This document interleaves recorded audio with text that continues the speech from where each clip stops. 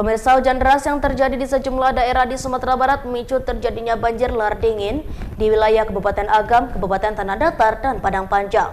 Banjir lahar dingin Gunung Merapi juga menyebabkan kemacetan di jalan provinsi dan kerusakan di beberapa titik yang dilalui lahar dingin.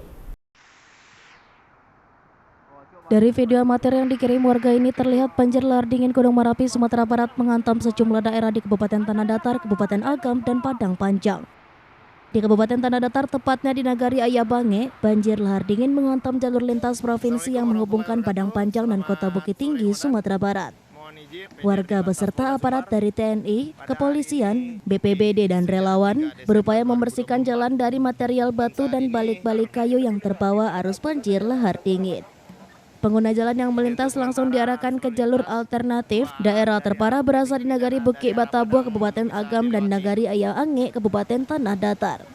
Hingga kini aktivitas Gunung Merapi, Sumatera Barat terus mengalami peningkatan, menyebabkan banyak material vulkanik yang menumpuk dan mengalir di aliran sungai yang berhulu dari Gunung Merapi.